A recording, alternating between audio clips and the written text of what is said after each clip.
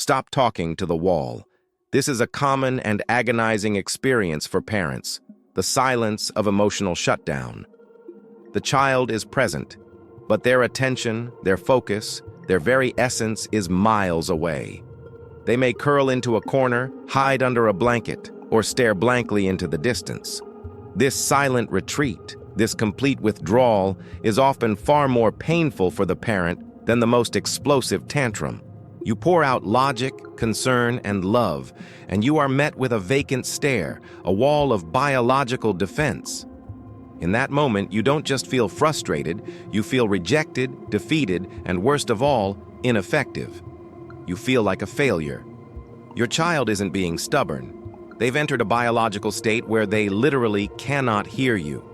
The hardest challenge for the co-regulator isn't the tantrum, it's the silence that follows.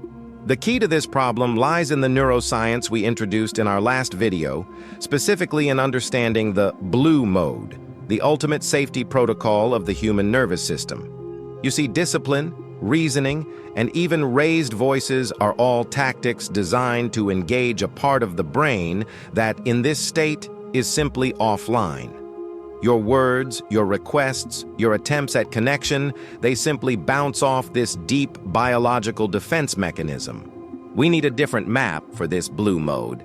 This map is the Reconnection Ritual, the 4-step protocol designed not to pull them out of shutdown, but to build a safe, neuroception-friendly bridge for them to cross back over at their own pace.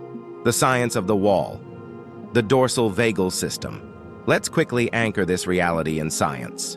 When your child withdraws, they've shifted from the familiar sympathetic red mode, the fight or flight energy, to the much older, more primitive dorsal vagal system. This is the ancient biological shutdown mode, the freeze state of mammals. Think of a possum playing dead. That is the dorsal vagal system in action. In humans, it manifests as emotional collapse, dissociation, and that heavy, listless body posture. This system is designed to conserve energy when escape, fight or flight, is impossible. It slows the heart rate, dulls pain, and significantly reduces cognitive engagement. When this system is active, your child's energy is diverted from processing language, engaging in logic, or even maintaining clear eye contact. Their eyes may glaze over, their posture is slumped, they become heavy. The world appears muted and overwhelming. They are not withdrawing from you. They are withdrawing into the safest, quietest place they can find, their own internal biological bunker. Understanding this biological truth is the first step in the ritual. It immediately changes your inner narrative. This is not defiance. It is biology. This is not rejection. It is neuroception screaming, unsafe, conserve energy. Your job isn't to be the police officer demanding compliance. Your job is to become the safe haven, the biological anchor that signals to the child's deepest nervous system. It is safe to return to the world now. This ritual is not about fixing the behavior.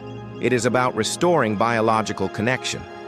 And it starts, counterintuitively, by accepting the silence and moving in closer. This requires a level of self-regulation that most parents have never been taught. Your capacity to regulate your own system is the single most powerful tool you bring to this crisis. Step 1. The proximity anchor, establishing safe ground. Your initial voice attempts, your questions, your pleas, your logic, have been rejected by the nervous system. Your voice is now a useless tool, often perceived as a threat or an alarm. The first step is to use your body to send a clear, non-verbal signal of safety. This signal is sent through proximity and posture. First, deliberately drop your position. Sit, squat, or even lie down close to them, bringing your eye level below theirs or to the same horizontal plane. You are physically taking away the dynamic of authority and threat. You are not touching them yet, but you are close enough to be a tangible, predictable presence. This sends a deep vagus nerve signal. I am not a threat, and I am not leaving. Maintain a distance of about 1 to 2 feet, making sure you are in their field of vision without demanding eye contact. If they move, you can slowly, calmly, and predictably move with them. Second, Your eyes are vital. Direct your gaze away or soften it completely. A direct, sharp gaze is a primal sign of predation or threat. By softening or closing your eyes momentarily, you signal to their nervous system that you are in a state of ventral vagal calm. You are a safe presence. Proximity is a passive invitation. Hold this space for a minimum of 60 seconds or until your own nervous system has fully settled. Patience here is the most important component. It is the physical proof that they are finally safe. Step 2. The nonverbal mirror, building a resonance bridge. Once proximity is established and you have held a safe space for at least 1 minute, you can move to the most powerful, subtle step of the ritual. Your goal here is to establish neurological empathy, a resonance bridge. Use nonverbal mirroring. Subtly match their current posture or their breathing pattern. If their shoulders are slumped, slump yours slightly. If they are hunched over, adopt a similar pose. This is not imitation. This is empathy enacted at a neurological level. You are communicating silently. I see your pain, and I am meeting you where you are. Maintain this mirroring for about 10 seconds. This step is about establishing trust in the deep brain. Then, and this is the critical transition, slowly and deliberately shift your own breath to a deep, calm, regulated ventral vagal rhythm. Breathe slowly into your belly, exhaling slowly and fully. You are now offering regulation as a biological beacon. You are transmitting calm. Your regulated nervous system is the most sophisticated therapeutic tool you possess. You are offering a rhythmic, predictable, and safe physiological rhythm that their own body can borrow. Hold this step until you notice a micro shift in your child, a slight relaxation in the shoulder, a softer jaw, a sigh, or a twitch of the fingers. This signals that their neuroception has shifted. They are no longer in emergency isolation. Step 3. The low-pitched anchor, the first safe word. Only after you observe the micro-shift can you use your voice again. The voice must be used with surgical precision. It must be a single, short, verbal anchor, delivered with a low, slow pitch and a rhythm that matches your regulated breathing. Do not ask questions. Do not offer solutions. Offer only co-regulation. Examples of safe anchors: I'm right here. I'm with you. Or, I know this feels awful. That's it. Stop and wait. The low pitch is critical because the ear, mediated by the vagus nerve, is biologically wired to recognize low-frequency melodious sounds as safety, ventral vagal. High-pitched, rapid speech sounds like an alarm. By using the low-pitched anchor, you are speaking directly to their safety mechanism.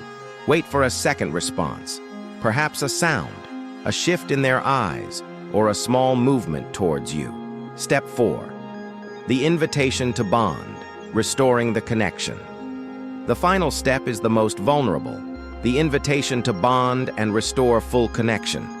Follow your verbal anchor with a physical touch if they don't visibly retreat. Start small. A gentle hand placed lightly on their back or shoulder, or simply your shoulder gently touching theirs. This touch is not meant to be comforting, not yet, but to confirm the biological safety you have just established. Once this touch is accepted, and you feel the slight relaxing of their body weight into your space, you can transition to the core of the PACE method: playfulness, acceptance, curiosity, and empathy. Now, and only now, can you ask a gentle, curiosity-based question like, "That was a huge, awful feeling. Where did that feeling start?" You have successfully guided them out of the blue mode and back to connection. The Lesson of the Co-Regulator. The Reconnection Ritual confirms a deep truth about parenting. Your greatest tool is not your voice, but your presence. This is not a quick fix. It is the construction of a resilient nervous system over time. Every single moment of co-regulation strengthens your child's vagus nerve, building their long-term capacity for self-calm. This protocol is the embodiment of your channel's promise to be the co-regulator, Now, after successfully navigating the crisis of meltdowns, red mode, and the silence of shutdown, blue mode, parents encounter one final major obstacle: the conversation about what happened. If your attempts to talk about the incident end in screaming, or if your child gets instantly angry when you bring it up, you are making one key mistake. You are unknowingly triggering their defensive system again. This common error sabotages recovery and prevents real learning. We need a completely separate strategy for that crucial post-crisis discussion. It requires a precise understanding of the brain's memory retrieval system. Click on the video on your screen now, where I reveal the discussion technique that always causes rage and how to fix it with a simple chronological shift. That is the next essential piece of the polyvagal puzzle in your journey to parental peace.